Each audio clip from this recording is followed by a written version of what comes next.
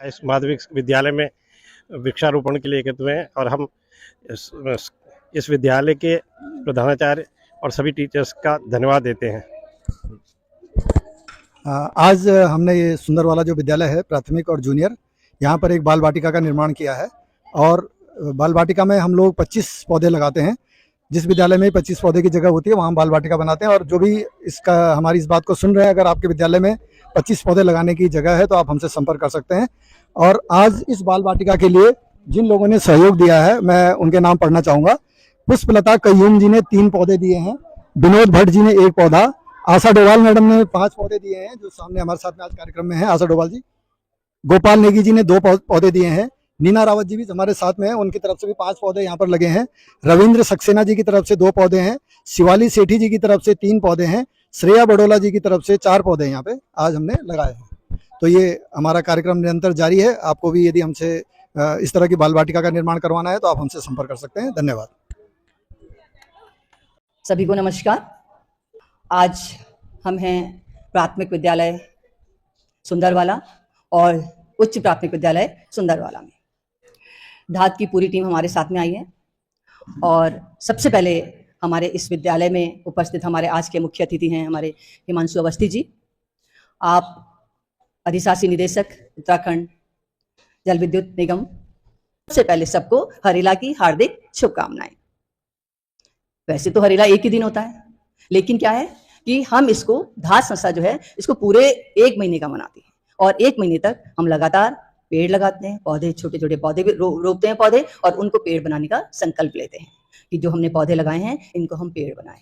देखिए हम स्कूल्स में जाते हैं, कॉलोनीज में जाते हैं, यूनिवर्सिटी में जाते हैं और हमारे जो अपने वन बनाए हुए हैं वहां पर जाकर हम पौधा लगाते हैं, लेकिन हम एक दिन भी स्किप नहीं करेंगे, 1 महीने में लगातार जाएंगे।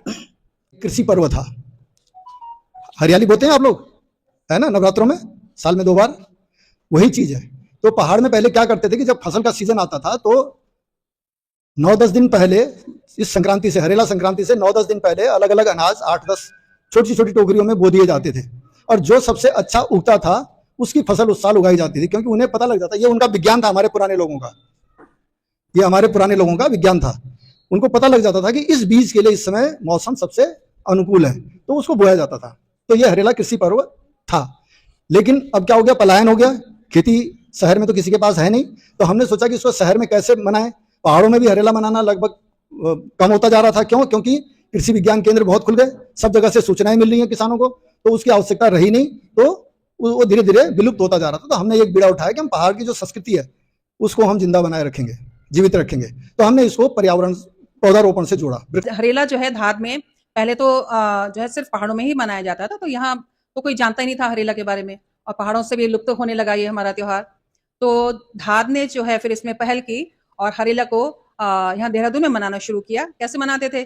जगह जगह स्कूल में जाते थे, वहां पर पौधारोपण करते थे और लोगों से बातें करते थे, मोहल्लों में जाकर, इंस्टीट्यूट्स में जाकर हरेला के बारे में बातें करते थे।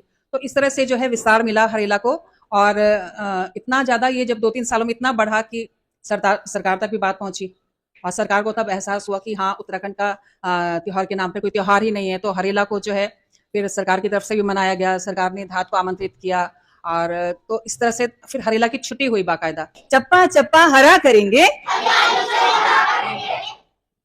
मिट्टी पानी और बयार, क्या है? ये है जंगल के उपकार।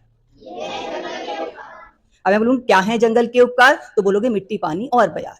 क्या है जंगल के उपकार? मिट्टी पानी और बयार। क्या है जंगल के उपकार? मिट्टी पानी और बयार। अरे क्यों रखा हमने उसका नाम बाल वाटिका? बच्चों के स्कूल में है और इसकी देखरेख भी बच्चों को ही करनी है। समझ आया?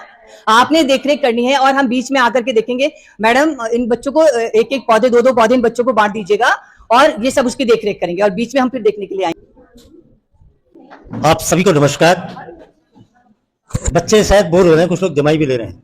गाना सुनोगे? देखो मैं तो कलाकार आदमी भी हूं, मैं तो फिल्मों में भी काम करता हूं, रेडियो में भी काम करता हूं। आप जो बोलोगे वो बोलूंगा, बोलो, क्योंकि दिन है बच्चों का। गाना भी सुनाऊंगा। अभी एक मेरी फिल्म को 72वां फिल्म फेस्टिवल था भारत सरकार का, उसमें रजत कमल मिला है भारत सरकार की तरफ से। तो और उसी पर आधारित एक छोटी सी कहानी है, पहाड़ की कहानी है। बेटा मैं भी ऐसे पीछे बैठा रहता था, मैं अभी मुझे डॉक्टरेट की उपाधि मिली है और मेरे सब दोस्त बोलते हैं कि तू बैक बेंचर था, तुझे कैसे मिल गई। मैं पिक्चर हॉल में सबसे आगे बैठता था, क्लासरूम में सबसे पीछे बैठता था। उसके बावजूद भी उतार चढ़ाव के बाद आज हम लोग इस स्थिति में हैं कि थोड़ा सा बच्चों को कुछ समझा पा रहे हैं। कोई भी कहानी हमारे जीवन को कहां भी कैसे भी परिवर्तित कर सकती है। जंगल में आग लगी थी, और जब जंगल में आग लगती है लोग क्या करते हैं, खड़े होकर देखते हैं ना, अरे आग लग गई, अरे आग लग गई, अरे कैसे बुझेगी, अरे फायर ब्रिगेड, अरे किसी को बुला दो, वीडियो बनाओ। आजकल तो वीडियो बनाने का रील बनाओ कि खरंजा के जंगल में लगी आग और ये सब जा रहे थे, कुछ बच्चे देख रहे थे, यही तो होता है। लेकिन एक आदमी था, बच्चे ध्यान से सुनना, मैं जो ढंग से सुनेगा उसको आज मैं इनाम दूंगा।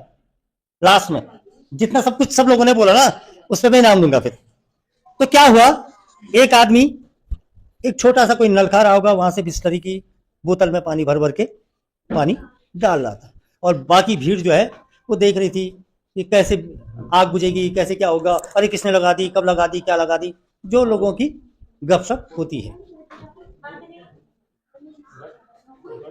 लेकिन वो आदमी लगातार पानी डालने का प्रयास कर रहा था, और लोगों ने उससे पूछा कि आप ये पानी क्यों डाल रहे हैं, क्या आपके इस प्रयास से आग बुझ जाएगी। तो उसका जवाब था कि कल जब इस जंगल के जलने का, बढ़ने का इतिहास लिखा जाएगा तो आप लोगों का नाम तमाशबीनों में होगा और मेरा नाम आग बुझाने वालों में होगा। तो ये आपको तय करना है कि आपको अपना नाम कहां दर्ज करवाना है, आग लगाने वालों में कि बुझाने वालों में। एक मैदान में दो पत्थर पड़े हुए थे। अब एक मूर्ति बनाने वाला गया, उसने पहले पत्थर से पूछा, यार मैं तेरी मूर्ति बना दूं? तो उसने कहा क्या करना होगा इसके लिए? उसने कहा मैं छेना हथौड़ी लेकर के साल 2 साल में तेरी मूर्ति बना दूंगा। उसने कहा मैं पड़े रहूंगा, मैं नहीं बनाऊंगा। कौन खाएगा छेना हथौड़ी की मार और उसके बाद मूर्ति बनूंगा? उसने कहा मुझे नहीं करना, मैं पड़े रहूंगा। ठीक है। दूसरे पत्थर के पास गया, उसने कहा हाँ मैं तैयार हूं। उसने कहा ऐसे भी तो पढ़ाई हूं मैं, मेरी क्या कौन सी इज्जत है इस समाज में, कौन सा कोई सम्मान है। तो उसने वो मूर्तिकार ने उस पत्थर की मूर्ति बनाना शुरू करा, और 2-2.5 साल में एक बहुत दिव्य देवी की प्रतिमा बनकर के तैयार हो गई। और वहां पर उस देवी की प्रतिमा बनकर तैयार हो गई तो लोगों ने वहां पर मंदिर बना दिया। अब जिस पत्थर ने छेनी, हथौड़ा, धूप, वर्षा, इसमें वो जो कष्ट खाए, जो दुख सहा, जो संघर्ष करा, उसके बाद उसकी रोज क्या होने लग गई? पूजा। और जो पत्थर बाहर था, जिसने कहा मैं तो आराम से पड़ा रहूंगा, मुझे कुछ नहीं करना है, लोग आते थे और नारियल लाते थे और रोज उसके सिर में, एक दिन में कम से कम 200-2500 नारियल फूटते थे। अब उसके लिए जीवन भर का दुख और कष्ट है, संघर्ष है। और जिसने केवल 2-3 सालों तक संघर्ष करा अपने कैरियर बनने तक, समझ लो, और वो हमेशा पूजा गया। तो मेरा कहने का आशय यही है कि अगर आपने जो ये समय है, समाज को भी दो, परिवार को भी दो, स्कूल को भी दो, दोस्तों को भी दो, और सकारात्मक रूप से आप आगे चलेंगे तो आज का जो ये संघर्ष है, कल आप पूजे जाओगे। ऑक्सीजन हम जी रहे हैं, अगर पेड़ हैं तो हम हैं, अगर ये पेड़ सब खत्म हो जाएंगे तो हमारा जीवन भी नष्ट हो जाएगा। आपने कोरोना के टाइम में देखा कि सब लोग कैसे दौड़ रहे थे सिलेंडर लेने के लिए, गैस के, बीमार थे, ऑक्सीजन की कमी हो गई थी, है ना। तो सब लोग नमस्कार आशा मैडम, सभी लोगों का बहुत बहुत स्वागत। और बच्चों, आज जो हमारी संस्था यहाँ पे आई है, आपसे बात कर रही है, उस संस्था का नाम क्या है? कोई बताए? हाथ खड़ा करो जिसको पता है ये कौन सी संस्था से आते हैं, कौन सा संगठन है? धात संस्था। Very good. तो बच्चों, धात संस्था ने एक बालवन बनाया है बनियावाला हाई स्कूल के अंदर। वहां पे पहले बहुत सारा कचरा कूड़ा आम लोग वहां के जो नागरिक डालते थे, और आसपास के एरिया में बहुत गंदगी होती थी। तो उस गंदगी को लोग पसंद नहीं कर रहे थे, उनसे दिक्कत हो रही थी, वहां पे कीड़े मकोड़े आते थे। तो धात संस्था ने सोचा कि क्यों ना इसको साफ किया जाए। उस एरिया को साफ करके हमने वहां पे कुछ पेड़ लगाए हैं और उसका नाम दिया हमने बालवन। आज वहां पे लगभग 300 पेड़ हो गए हैं और बहुत अच्छी तरह वहां पे जो है वन बनाए गए हैं। तो ये वन हमारी रक्षा करते हैं, हमें जो प्रदूषण से बचाते हैं। वन क्या करते हैं? प्रदूषण से भी बचाते हैं। जो प्रदूषण होता है, पेड़ अपने पत्तों पे सोख लेता है उसको, तो पेड़ों से हमें प्रदूषण से मुक्ति मिलती है। अभी एक नारे के साथ हम खत्म करेंगे। मैं बोलूंगा पर्यावरण की रक्षा कौन करेगा, आप क्या बोलोगे? हम करेंगे। हम करेंगे। कैसे करोगे? तन से। ये तुमको पता है सब। पर्यावरण की रक्षा कौन करेगा? हम करेंगे, हम करेंगे। पर्यावरण की रक्षा कौन करेगा? हम करेंगे, हम करेंगे, हम करेंगे। कैसे करोगे? Very good. भारत माता की, भारत माता की, भारत माता की, वंदे मातरम, वंदे वंदे। Thank you. मैं धात संस्था का आभार व्यक्त करता हूँ कि आज उन्होंने मेरे को इस मौका दिया बच्चों के साथ।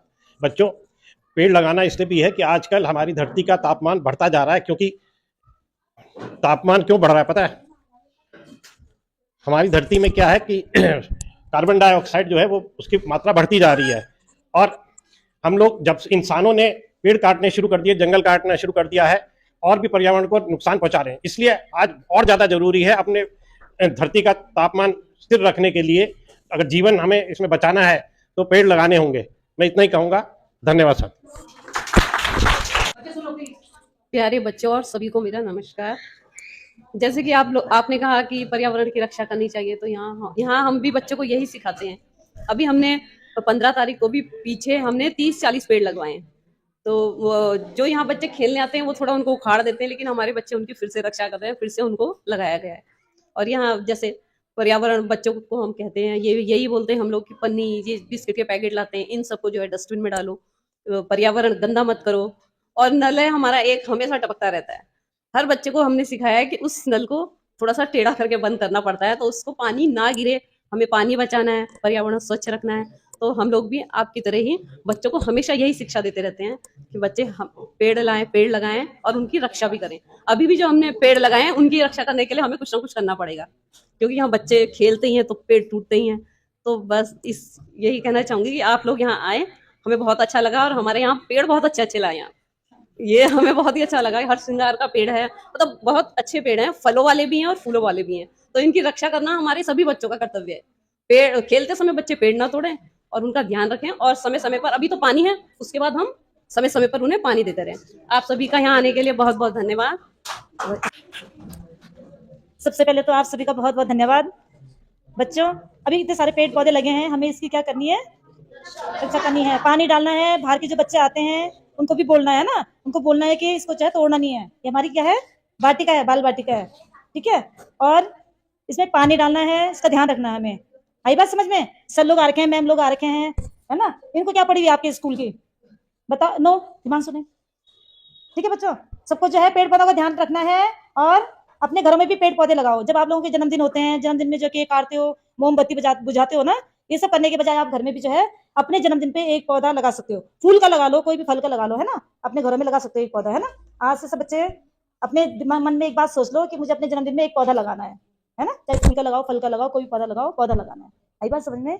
और मैम सर आपका बहुत बहुत धन्यवाद। दोबारा जो है आप इस तरह से प्रोग्राम करते रहे है इस धरती को हरा बनाना, इस धरती का आभार प्रकट करना, तो वो एक पेड़ अवश्य लगाएं। और अगर आपके आसपास कहीं घर पे जगह नहीं है तो आप हमसे सहयोग कर सकते हैं कि आप 1200 रुपए की, मात्र 1200 रुपए वार्षिक दे करके या 100 रुपए महीना दे करके एक पेड़ लगा सकते हैं। और उस पेड़ की रक्षा करना जिम्मेदारी हमारी